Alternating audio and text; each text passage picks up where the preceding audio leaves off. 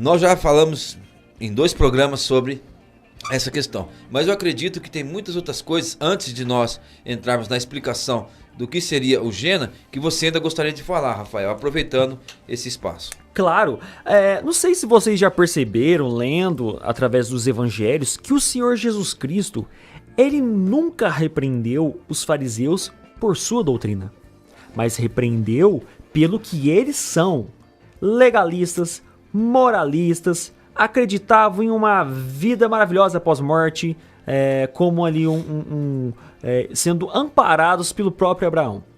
Só que Jesus Cristo nunca chegou até um fariseu dizendo assim: a sua doutrina está errada. Ele nunca disse isso. Ao contrário, em relação aos saduceus, ele disse sim aos saduceus.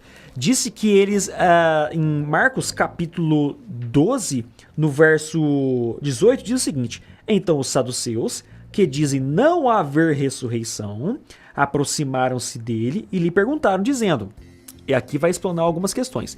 No verso 24, ele diz o seguinte: respondeu-lhes Jesus: não provém o vosso erro de não conhecerdes as Escrituras, nem o poder de Deus. Quem não conhece as Escrituras nem o poder de Deus? Os saduceus. Você nunca vai ler na Bíblia o Senhor Jesus Cristo repreendendo os fariseus pelo o que eles criam, mas sim pelo o que eles eram: moralistas, legalistas, criam em si mesmos, faziam jejum para todo mundo ver, davam os dízimos, ofertas e davam esmolas para todo mundo ver.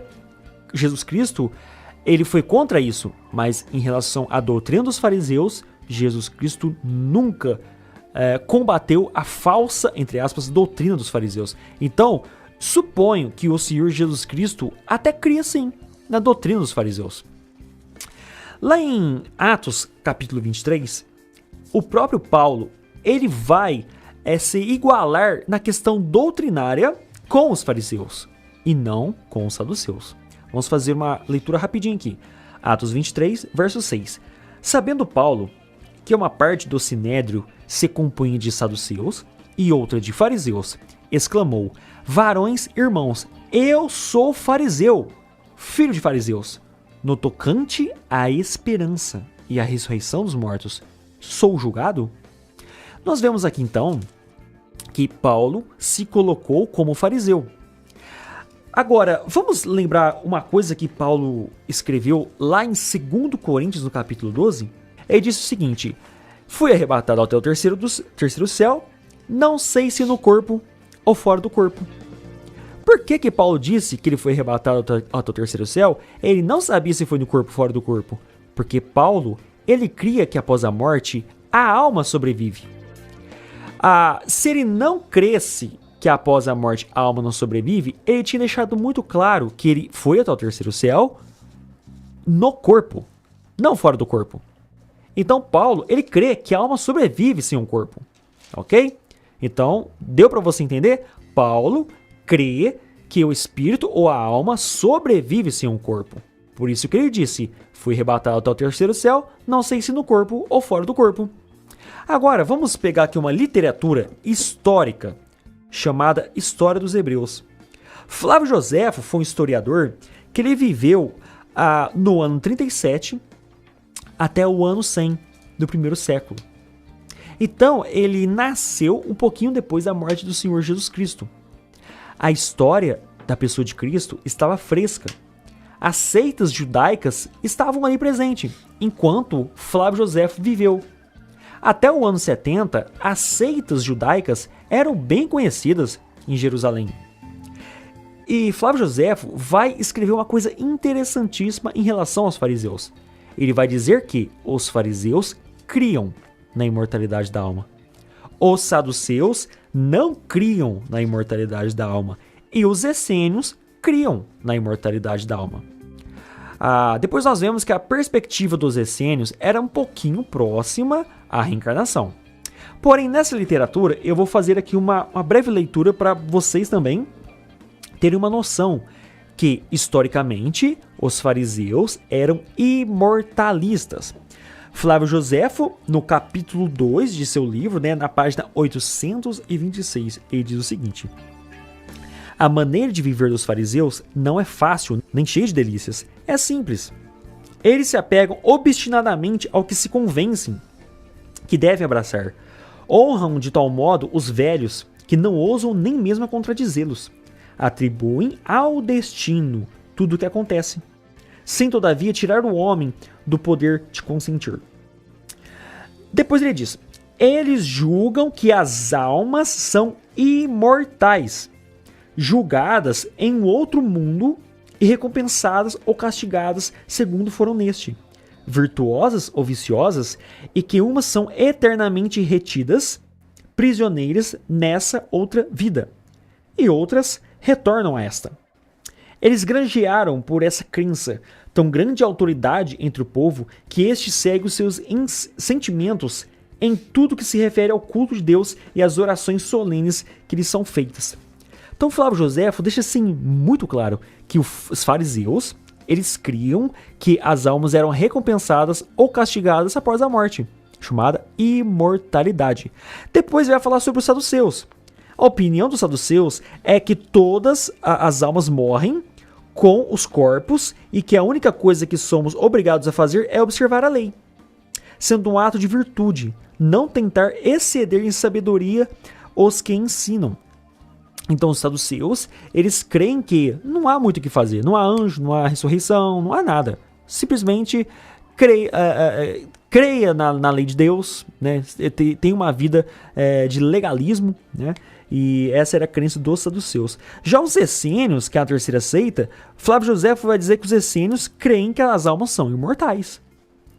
Ou seja, vamos resumir aqui. Paulo tem uma crença de fariseu. Atos capítulo 23, versos 6 a 8. Se Paulo tem uma crença de fariseu e a história deixa muito claro que os fariseus são imortais, logo Paulo é imortalista. Paulo tinha uma esperança que após a morte ele iria estar imediatamente com Deus. Nós prometemos aos ouvintes, aqueles que nos assistem, que neste programa nós iríamos então explicar o que significa a palavra Gena. No programa passado, nós falamos a respeito do Hades, que é o lugar para onde vai a alma das pessoas que acabou de morrer enquanto o corpo fica na sepultura. Mas nós dissemos que existem duas palavras na Bíblia que são traduzidas inferno. Uma é a palavra Hades e a outra é a palavra Gena, ou Gehenna, ou, conforme nós podemos ver, é um lugar que os judeus chamavam de Vale de Rimon. E o que acontecia neste lugar? Neste lugar, no passado, em relação ao Novo Testamento, os pagãos queimavam os seus filhos no fogo.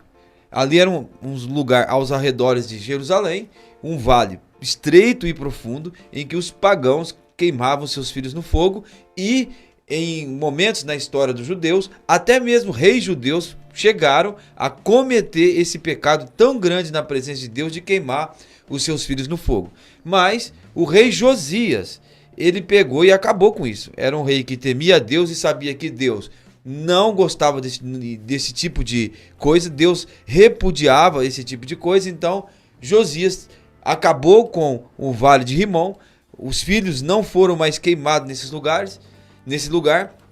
E o rei Josias transformou o Vale de Rimon, o Gena, em um lixão. Que naquela época eles iam jogando lixo e aquilo ficava queimando e o fogo nunca se apagava. E também, como eles jogavam coisas orgânicas, ali ficava cheio de verme. Então, quando você pensava no Gena, no Vale de Rimon, você iria lembrar de um lugar que tinha fogo constante, que era abastecido pelo lixo que eles jogavam, e também tinha vermes constantemente. Agora, o Senhor Jesus, quando ele está falando em Marcos capítulo 9, aqui no versículo 43, se tua mão te faz tropeçar, corta, pois é melhor entrares maneta na vida do que tendo as duas mãos ires para o Gena, ou o Gehenna, ou Vale de Rimon, para o fogo inextinguível. Então este lugar estava queimando ali. Mas será que Jesus estava falando que Deus iria jogá-los naquele lugar ali físico? Não. Depois nós vamos ver qual é o lugar que Deus está usando este lugar como figura, né? Ele diz também no versículo 45, E se teu pé te faz tropeçar, corta. É melhor entrares na vida aleijado do que tendo os dois seres lançados no Gena, seres lançados no vale de Rimon. Quando nós citamos Mateus capítulo 10, versículo 28, quando Jesus disse: não temeis os que podem matar o corpo e não podem matar a alma, temei antes aqueles que podem fazer perecer no inferno tanto a alma quanto o corpo. Ele está usando a palavra Gena, ou seja, ele está usando aquele lugar como ilustração do lugar que Deus preparou para lançar todos aqueles que não são salvos após a ressurreição do corpo. Porque o Senhor Jesus disse em João capítulo 5 que vem a hora em que todos os que se acham na sepultura ouvirão a voz do Filho do Homem e sairão. Os que tiverem praticado o bem ressuscitarão para a vida, e os que tiverem praticado o mal ressuscitarão para o castigo eterno. Então aqueles que estão no Hades serão ressuscitados, e aqueles que estão no paraíso também serão ressuscitados. Os que estão no paraíso serão ressuscitados para o gozo eterno, e aqueles que estão no Hades serão ressuscitados e terão seu corpo de volta para serem lançados no lugar que Deus preparou para guardar o corpo daqueles que são perdidos e daqueles que não são salvos. É isso aí. Então a gente vê que o texto de Mateus, no capítulo 10, esse paralelo com Marcos, não há condições no Vale de Inom o corpo ser aniquilado, porque deixa muito claro que ali o verme, ele queima, mas não morre, é isso mesmo? O verme nunca morre e o fogo nunca se apaga. Isso mesmo. Agora, lá em Mateus 10, não temais os que matam o corpo e não podem matar a alma. Por que não pode matar a alma? Porque a alma é imortal. Temei antes aquele que pode fazer perecer no inferno. Perecer aqui não é aniquilar. Perecer aqui é ser destruído. Para você ter uma noção do que esse texto, a ideia desse texto no grego original ele transmite, perecer seria mais ou menos como um carro. Ele sofre ali um acidente, né? O carro bate lá um carro no outro e dá perca total. Ok? Então o carro está em perca total. Só que quando você olha o carro, você sabe que é um carro. O carro não virou uma moto, o carro não virou outro veículo. O carro continua sendo um carro, mas destruído. Porém, é um carro. Esse termo perecer é isso. A alma, ela vai perecer no inferno, vai ser destruído no inferno, ou no Vale de Inom, ou no Lago de Fogo, só que vai ser por toda a eternidade. Ela não vai ser aniquilada. Porque a alma não pode ser morta. Não temais os que matam o corpo e não podem matar a alma. A alma não morre. Não há condições de matar a alma. Então a alma, primeiramente como nós vimos, ela sobrevive sem um corpo. Depois da ressurreição, a alma vai voltar com o seu corpo. E esse corpo dessa pessoa que não creu em Cristo, que está no caminho largo, ela vai sofrer uma punição eterna, ser destruída eternamente. Destruir não é ser aniquilado, não é chegar à inexistência. Uma pergunta muito feita por testemunhos de Jeová e adventistas do sétimo dia é a seguinte: para que Deus vai ressuscitar o corpo de uma pessoa sendo que ela já está viva? Qual que é o sentido de Deus ressuscitar um corpo sendo que a alma já está viva? Não faz sentido algum. E nós podemos devolver a pergunta para ele da seguinte forma: se a pessoa está na penumbra da inexistência, se ela não existe mais, ela desapareceu, se seu corpo desaparece com a sua alma e seu espírito, para que Deus vai refazer o corpo, a alma e o espírito da pessoa para depois punir ela? Sendo que se a pessoa já chegou na inexistência, não faz sentido algum o Senhor Deus ressuscitar a pessoa do zero para poder punir ela. Não faz sentido algum. Então, quando alguém te fazer essa pergunta, qual que é o sentido de Deus ressuscitar o corpo, sendo que a alma já está viva, legal, lá no céu, né? Na glória do lado de Deus? Você devolve a pergunta. E qual que é o sentido, então, de Deus ressuscitar um corpo que não existe mais? Não faz sentido algum. Então, cuidado. perecer não é o mesmo que aniquilar. Perecer é continuar sendo um corpo, uma alma ou um espírito sendo punido eternamente. Não aniquilados, mas sendo destruído para todo o sempre. W. Vine, uma das maiores autoridades em línguas antigas, ele diz que esse termo não significa o fim da existência, mas significa o fim de todo o bem-estar. Imagine que neste lugar você não vai ter nem a pessoa que ele chegar, espero que você não chegue, não terá nenhum momento de alívio, não vai haver nenhuma esperança, a pessoa não pode nem imaginar que em algum momento, em algum instante na eternidade ela vai ter algum segundo de alívio. Não, porque ali acaba todo o bem-estar, não vai existir. Conforme nós já citamos no programa passado, Apocalipse capítulo 14, versículo 11, a fumaça do seu tormento sobe por séculos dos séculos e não tem descanso, nem de dia e nem de noite, e são atormentados constantemente. É o fim de todo o bem-estar. Agora, nós temos que mostrar nas Escrituras qual é o lugar que o Senhor Jesus ilustrou por meio do vale de Rimon, por meio do Gena. E nas Escrituras nós vamos encontrar em Apocalipse capítulo 20, a partir do versículo 11, João falando a respeito do juízo final. Não tem tempo para nós explicarmos toda a sequência profética da Bíblia, falando a respeito do arrebatamento, do milênio e da segunda volta do Senhor Jesus. Nós sabemos, você sabe, que o Senhor Jesus prometeu voltar, ele vai voltar, todo olho verá, toda língua confessará que Jesus Cristo é o Senhor, ele vai vir de volta aqui, mas existe toda uma sequência profética, arrebatamento, enfim, nós não vamos entrar nesses detalhes, mas vamos chegar ao dia do juízo final, que vai ser lá no fim, que vai ser o dia em que Deus irá julgar todas as pessoas que estão no Hades. Então, Apocalipse, capítulo 20, a partir do versículo 11, João diz o seguinte: vi um grande trono branco, e aquele que nele se assenta, de cuja presença fugiram a terra e o céu, e não se achou lugar para eles. Vi também os mortos, grandes e pequenos, postos em pé diante do trono. Então se abriram livros, e ainda outro livro, o livro da vida, foi aberto. E os mortos foram julgados segundo as suas obras, conforme o que se achava escrito nos livros. E deu o mar os mortos que nele havia, e a morte e o além entregaram os mortos que neles havia.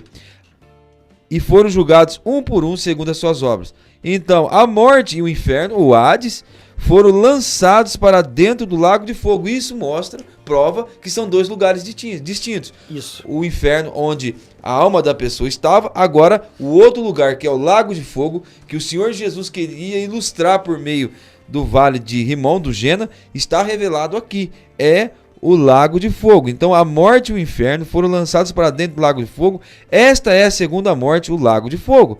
E se alguém não foi achado escrito no livro da vida, este foi lançado para dentro do lago de fogo. Então é este o lugar. Aqui está revelado nas Escrituras qual é o lugar onde Deus irá lançar a alma de todos aqueles que estão hoje perdidos no Hades. O que é interessante é que João fala que viu um grande trono branco, e da presença dele fugiu a terra e o céu, e não se achou lugar para eles.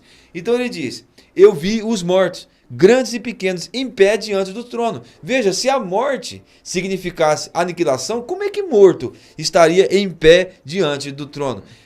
Que tipo de morte que ele está falando? Ele está falando da morte espiritual. Essas pessoas, elas vieram para este mundo, vieram com a natureza pecadora, morreram em Adão, então nasceram mortos espiritualmente, viveram aqui neste mundo mortos espiritualmente, morreram mortos espiritualmente e ressuscitaram. De que forma? Mortos espiritualmente. E ressuscitaram agora. Eles têm alma, agora eles têm corpo. Por quê? Diz aqui que o mar deu os mortos que nele havia. O que existia no mar? Não era a alma. o que existia no mar era o quê? Era o corpo dessas pessoas. E ele usa o mar porque, evidentemente, é muito difícil resgatar corpo de pessoas que morreram no mar. Nós temos notícias de acidentes que levaram muitas pessoas que os seus corpos jamais foram encontrados. E ele fala, deu o mar os mortos que nele estavam. A morte, de uma maneira geral, que morreram de todas as formas. Aí ele diz, e o além entregou os mortos que neles havia. Agora, Rafael, o que estava no além? Se o corpo estava no mar e na morte de uma maneira geral, o que estava no além era A alma e o espírito. Então nós temos visto aqui a ressurreição, o encontro da alma com o corpo novamente, e essas pessoas são ressuscitadas. Fisicamente elas estão vivas, mas espiritualmente elas estão mortas. Isso aí. E Jesus Cristo é chamado como aquele das primícias dos que dormem. Ou seja, Cristo morreu. Em 3 dias ele foi no paraíso, né? E depois a gente pode tratar melhor sobre isso em outros programas. Mas o espírito dele ficou vivo. E depois então ele ressuscitou com o seu corpo no 3º dia. Ele foi então o primeiro a ressuscitar como esse corpo humano e ir para o céu. Ok. Nós não falamos sobre o seio de Abraão? Se Jesus Cristo foi o primeiro ali dos que foram ressuscitados e foram para o paraíso, para onde que foi o seio de Abraão? Lá em Apocalipse, já que o José Alder acabou de dizer sobre os que vão ser punidos para todo sempre, né? Vai ser colocado junto do espírito da alma o corpo. As pessoas que já estavam mortas espiritualmente, porém ela não estava inconsciente. Ela estava com consciência no inferno. No seio de Abraão estão várias pessoas lá, milhares de pessoas com o decorrer da história que foram salvas. Podemos ter uma rasa noção de onde é o local onde está armazenado ali o seio de Abraão, ou melhor, o lugar de conforto. Vamos usar esse termo. O lugar de conforto dos justos, onde está? Lá em Apocalipse capítulo 6, no verso 9, diz o seguinte: quando ele abriu o 5º selo, vi debaixo do altar as almas daqueles que tinham sido mortos por causa da palavra de Deus e por causa do testemunho que sustentavam. Aqui é um texto tratando sobre a tribulação. Várias pessoas que foram mortas na tribulação, as suas almas já estão lá do lado de Deus, debaixo do altar de Deus. É um local onde estão os salvos, as almas ali clamando a Deus, as almas conversando com Deus, pedindo para Deus. Agora, se a alma está conversando com Deus, tem esse sentimento, a alma está viva. A alma está viva sem o seu corpo. Então, como nós acabamos de ver Apocalipse capítulo 20, as pessoas que vão ser punidas para todo sempre, a alma já estava morta espiritualmente separada de Deus, porém a alma estava consciente no inferno, ou no vale de Inom. Agora, as pessoas justas que foram salvas, essas pessoas já estão na glória com Deus. Agora, se aquelas pessoas já estão perdidas, se essas pessoas já não há mais nenhuma esperança para elas, por que Deus as ressuscitou? Né? Por que Deus trouxe elas ali com corpo e alma diante do grande trono branco? Para quê?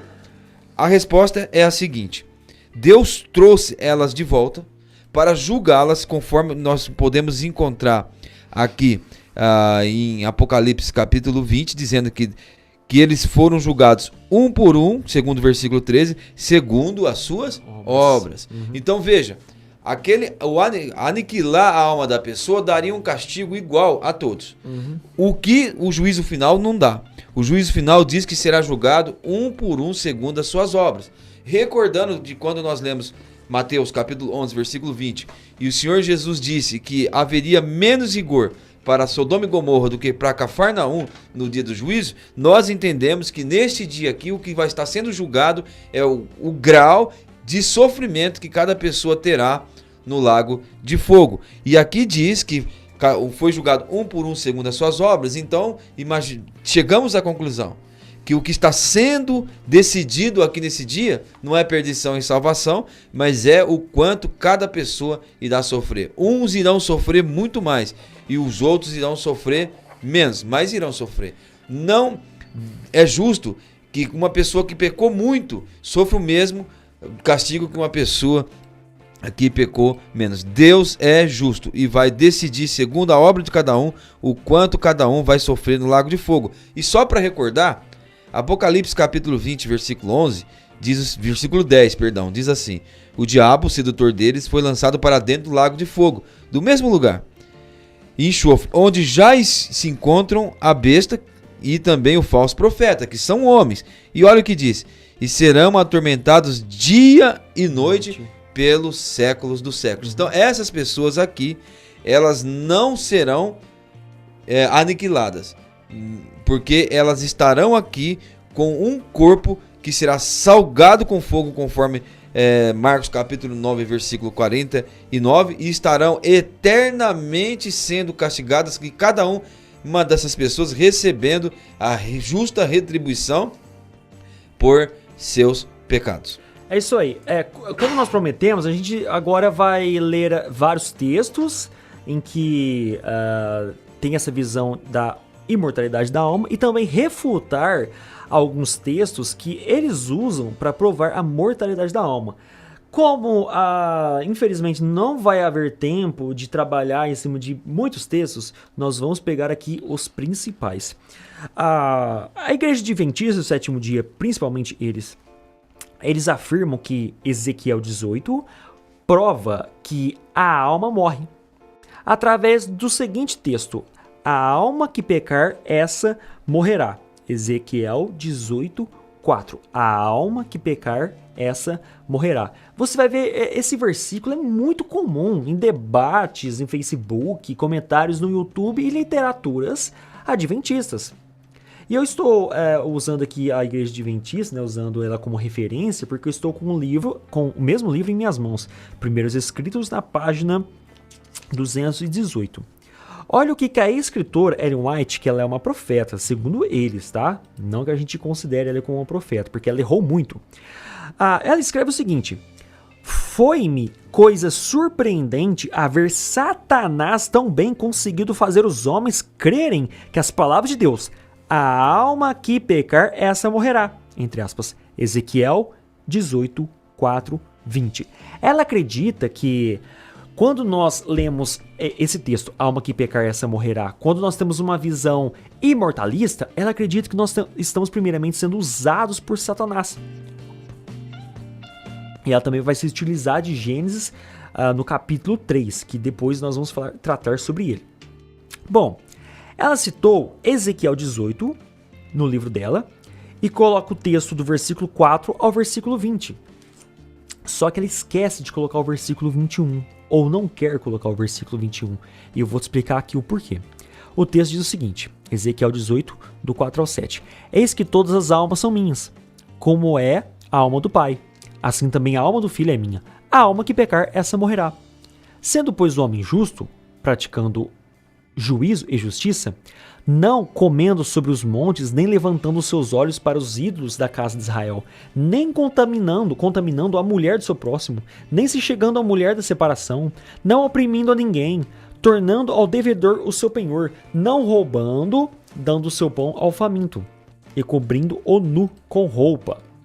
E aqui continua a sequência. Bom, o que está dizendo nesse texto?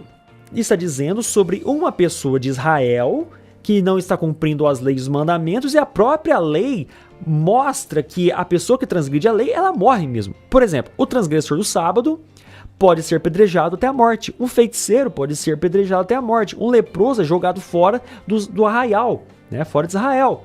Então aqui é uma punição física. Por que ela não citou o versículo 21? Porque o versículo 21 vai refutar essa visão, né, de mortalidade. O versículo 21 diz o seguinte: mas se o ímpio se converter, ou seja, a pessoa má se converter de todos os seus pecados que cometeu, e guardar todos os meus estatutos, e proceder com retidão e justiça, certamente viverá, e não morrerá. O texto está dizendo sobre o corpo da pessoa, sobre a própria pessoa. Lembrando que no hebraico, o termo alma, espírito e corpo, né, muitas vezes o termo alma é nefesh. Nefesh é um termo polissêmico. O que é polissemia? Polissemia é um termo ter vários significados. Então, isso é polissemia. Às vezes, o termo alma está no sentido de espírito, e às vezes o termo alma está no sentido de corpo. Então, em Ezequiel 18, está falando sobre a pessoa que pecar, essa morrerá mesmo, fisicamente. Então, eles utilizam de um texto errado, fora do contexto errado, e ainda pulam um versículo para que você não descubra a verdade. Agora eu vou te mostrar, né, que o nefesh, que é alma, é um termo polissêmico. Por quê? Lá em 1 Samuel, no capítulo 18, verso 3, 1 Samuel, capítulo 18, verso 1, lá vai mostrar que Jonatas amava o Davi com a sua própria alma. E a alma de Jonatas se ligou com a alma de Davi. Como assim a alma de Jonatas se ligou com a alma de Davi? Essa alma aqui está falando sobre corpo, porque se for o corpo de Jonatas que se ligou com o corpo de Davi, eles transaram, eles fizeram sexo. E a Bíblia não permite isso, pelo contrário. Eles deveriam então ser pegos e mortos. Porque o texto de Ezequiel diz isso, que a alma que pecar, essa morrerá fisicamente. A alma aqui é sentimento. Eles amavam como se fosse o próprio irmão. Seria como eu e o meu irmão de sangue. Eu amo meu irmão. A minha alma é ligada à alma dele. Nós nos amamos como uma família. Então a alma de Jonatas se ligou com a alma de Davi, não é corpo, é sentimento, é amor, amor de irmão. A alma que pecar essa morrerá, se está falando de parte espiritual, então logo todos os outros textos têm que falar a mesma coisa. Então nesse texto de 1 Samuel aqui, Jonatas e Davi tiveram uma relação sexual. Então esse é uma falha hermenêutica exegética, porque o texto lá, a palavra lá em hebraico é nefesh, e nefesh é um termo polissêmico. A alma pode ser sentimento, a alma pode ser amor, a alma pode ser usado sim como espírito, e a alma pode ser usado como corpo. Então cuidado quando alguém te pegar um versículo e que tiver escrito alma, tenha cuidado. Nefesh é um termo polissêmico e pode significar várias coisas, como nós usamos o termo casa. Casa pode significar o lugar que eu moro, pode significar uma casa no violão ou na guitarra, pode significar uma peça de uma roupa, pode significar casar alguma coisa ou um homem casar com uma mulher. Então, casa significa um monte de coisa. E também o termo nefesh, em hebraico, significa também várias coisas. É chamado de polissemia. O texto aqui então já está refutado. Ezequiel 18 está fora do seu contexto, fora de sua exegese e está sendo muito mal interpretado por uma falsa profeta. Gostaria só de dar um detalhe de que esse lago de fogo que nós vimos, que citamos anteriormente, é a morada eterna daqueles que não são salvos, né? Dali a pessoa nunca jamais irá sair. Ali ela vai ficar em uma existência terrível por toda a eternidade. Serão atormentados pelos séculos dos séculos. Então, o termo morte na Bíblia também se refere à morte espiritual, né? O Tiago, capítulo 1, versículo 13, diz o seguinte: Tiago, capítulo 1 e versículo 13: Ninguém ao ser tentado diga sou tentado por Deus, porque Deus não pode ser tentado pelo mal, ele mesmo a ninguém tenta. Ao contrário, cada um é tentado pela sua própria cobiça, quando essa o atrai e seduz. Quando esta o atrai e o seduz. Então a cobiça, depois de haver concebido a luz, dá luz ao pecado, E o pecado, uma vez consumado, gera a morte. Então a morte aqui é no sentido espiritual. Uma vez que nós pecamos, o pecado gera a morte. Agora, é o mesmo que nós podemos encontrar ali naqueles mortos que foram ressuscitados no grande trono branco. Eles estavam mortos espiritualmente, mas em pé diante do trono. Então a morte não quer dizer aniquilação e o fim da existência. A morte quer dizer separação de Deus. E aqueles que vão para o lago de fogo, a Bíblia fala que é a segunda morte, porque eles serão ali eternamente separados de Deus. E não se pode chamar aquele estado em que as pessoas vão viver para sempre de vida que está vivendo. Não, ali é morte, porque eles vão estar separados de Deus, e o que eles vão estar experimentando por toda a eternidade é uma existência terrível que é chamada de segunda morte e morte eterna. É isso aí, morte tanto é uma separação de Deus que lá em Efésios, lá diz que vós estáveis mortos nos seus delitos e pecados. Vocês lembram desse texto, né? E lá na parábola do filho pródigo, lá fala assim que o filho que estava perdido estava morto e reviveu. E nenhuma dessas pessoas estavam realmente mortos, literalmente, com seu corpo morto. Está falando sobre uma separação espiritual. Nós vemos também em 1 Tessalonicenses 5:23, diz o seguinte: e o mesmo Deus de paz vos santifica em tudo, em todo o vosso espírito, e alma, e corpo. Sejam plenamente conservados, irrepreensíveis para a vinda do nosso Senhor Jesus Cristo. Ora, se a Bíblia ela mostra que há um espírito, há uma alma e há um corpo, caso você tenha alguma dúvida, a gente pode tratar sobre essas questões nos próximos programas, mas deixa muito claro, o espírito é uma pneuma, a alma é uma psique e o corpo é soma. Então há uma diferença, os termos são diferentes porque realmente são coisas distintas. Agora, uma alma que ela é eterna, ela não pode ser primeiramente aniquilada, como nós já tratamos, e nem ficar na penumbra da inexistência, em um sono da alma, como afirma aí vários grupos religiosos. Bom, quando Deus disse a Adão e Eva que se eles comessem do fruto do conhecimento do bem e do mal, eles iriam morrer. Diz a palavra de Deus, no dia que pecares, certamente morrerás. Isso, a promessa de Deus, né? Exato, e nós acreditamos que no momento em que Adão e Eva comeram do fruto do conhecimento do bem e do mal, aconteceu o quê? Morreram Aquilo mesmo. que Deus disse que ia acontecer, aconteceu. Olha, mas eles estavam ali em pé, respirando, e Adão viveu até os 930 anos. Uhum. Então, a que Deus estava se referindo? Ele estava se referindo à morte espiritual e à separação de Deus. Então, quando a Bíblia fala que a alma morre, a alma está morta, é que ela está separada de Deus. Isso Nós não mesmo. temos vida espiritual. Às vezes a alma está tratando sobre o corpo ou sobre o espírito, mas ela está separada de Deus. A prova cabal de que realmente, quando Adão e Eva comeu do fruto, eles estavam separados de Deus, é na sequência do texto de Gênesis capítulo 3. Abriram-se então os olhos de ambos e perceberam que estavam nus. Eles se esconderam de Deus. No verso 10, diz que eles tiveram medo e se esconderam. No verso 12, a mulher, disse o homem, Adão, a mulher que me deste por esposa, ela me deu do fruto da árvore e eu comi. Ou seja, ele jogou a culpa em Eva e Eva jogou a culpa na serpente. E nós vemos aqui, depois foi multiplicado as dores do parto, Adão teve que trabalhar através do seu suor, e etc, e etc. Então, a punição...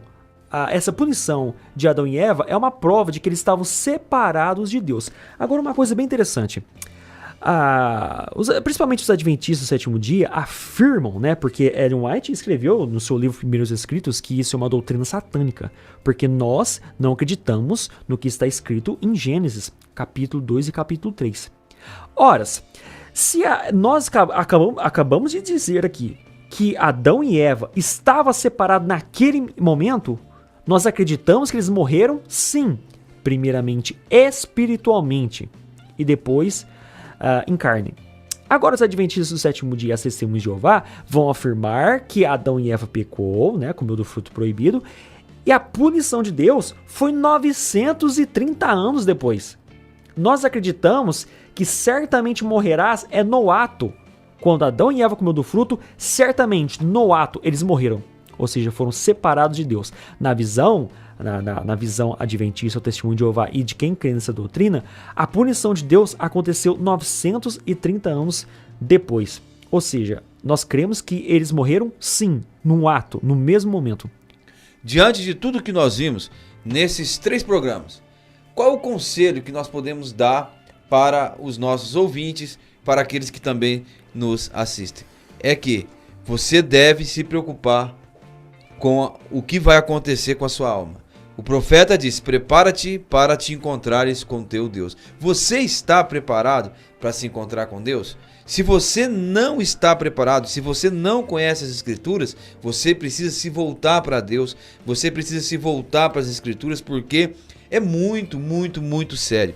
O que pode haver de mais sério para você resolver do que isso? Imagine uma existência eterna sem nenhum bem-estar e, pelo contrário, sofrimentos intensos por toda a eternidade. O Senhor Jesus disse que ali haverá choro e ranger de dentes dia e noite eternamente. É muito triste. Você deve então se preocupar e procurar resolver essa questão, porque a Bíblia diz que você pode saber se você tem a vida eterna ainda em vida. Busque, procure, se esforce. Este é o maior problema que você tem que resolver na sua vida. Não existe nada mais importante do que isso.